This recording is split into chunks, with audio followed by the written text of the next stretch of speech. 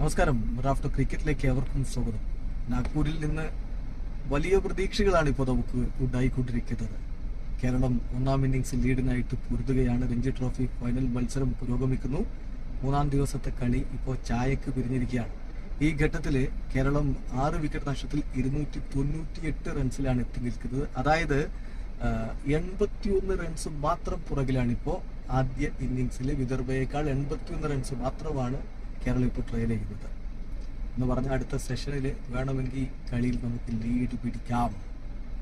നമ്മൾ ലഞ്ചിന്റെ സമയത്ത് വീഡിയോ ചെയ്തിരുന്നു. ലഞ്ചിന് തൊട്ട് മുമ്പാണ് സൽമാൻ നിസാറിനെ നമുക്ക് LBWയിൽ കുരുങ്ങി ഔട്ടായത്, നമുക്ക് നഷ്ടപ്പെട്ടത്. ലഞ്ചിന് ശേഷം മുഹമ്മദ് അസറുദ്ദീനാണ് സച്ചിൻ ബേബിക്കൊപ്പം ക്രീസിലേക്ക് എത്തിയത്. അസറുദ്ദീൻ മികച്ച രൂപത്തിൽ തന്നെ കളിച്ചു. അസറുദ്ദീനും സച്ചിൻ ബേബിയും ചേർന്നുകൊണ്ട് ടീമിനെ മുന്നോട്ട് കൊണ്ടുപോയി. നമുക്ക് വലിയ പ്രതീക്ഷകളൊക്കെ ഇങ്ങനെ ജ്വലിപ്പിച്ച് നിൽക്കുന്ന ഘട്ടത്തിലാണ് മുഹമ്മദ് അസറുദ്ദീൻ ദർശൻ നാൽക്കണ്ടയുടെ പന്തിന് LBWയിൽ കുരുങ്ങുന്നത്.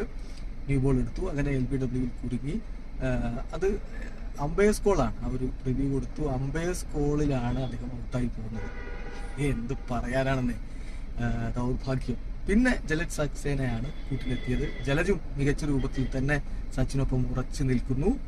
അതുകൊണ്ട് തന്നെ ഇനി 81 റൺസ് കൂടി മതി, അതിലേക്ക് നമുക്ക് എത്താൻ കഴിയുമെന്ന് തന്നെ പ്രതീക്ഷിക്കാം. പിന്നാലെ വരുന്നവർ അത്ര മികച്ച ബാറ്റർമാരല്ല എന്നറിയാം. എന്നാലും ഈ വിക്കറ്റ് കൂട്ടിയിട്ട് ചായക്ക് ശേഷം മുന്നോട്ട് പോവുകയാണെങ്കിൽ നമുക്ക് ആ വലിയ ലക്ഷ്യത്തിലേക്ക് എത്താൻ കഴിയുമെന്ന് തന്നെ കരുതാം. നിലവിൽ സച്ചിൻ ബേബിയുടെ പ്രകടനം എടുത്തു പറയണം. നായകന്റെ പ്രകടനം നടത്തിക്കൊണ്ട് അദ്ദേഹം 82 റൺസുമായിട്ട് പുറത്താകാതെ ക്രീസിലുണ്ട്. 211 പന്തുകൾ നേരിട്ട് 8 ഫോറുകളുടെ സഹായത്തോടെ വളരെ മികച്ചൊരു പ്രകടനം നടത്തി 82 റൺസോടെ അദ്ദേഹം ക്രീസിൽ. അദ്ദേഹത്തോടൊപ്പം സാക്സേന 13 പന്തുകളിൽ നിന്ന് 11 റൺസുമായിട്ട് ക്രീസിലുണ്ട്. പുറത്തായത് കഴിഞ്ഞ സെഷൻ ഒരേ ഒരു വിക്കറ്റ് നമുക്ക് നഷ്ടമായത് അത് മുഹമ്മദ് അസറുദ്ദീനാണ്.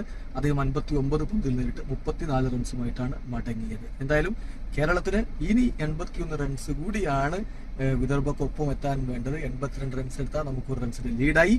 നിലവിൽ 298-6 അവസാന സെഷനിൽ, ഇന്നത്തെ ദിവസത്തെ അവസാന സെഷനിൽ കേരളം ആ ലീഡിലേക്ക് എത്തും എന്ന് നമുക്ക് കരുതാം. വീഡിയോ അവസാനിക്കുന്ന ക്രിക്കറ്റ് ലോകത്തെ വിശേഷങ്ങൾ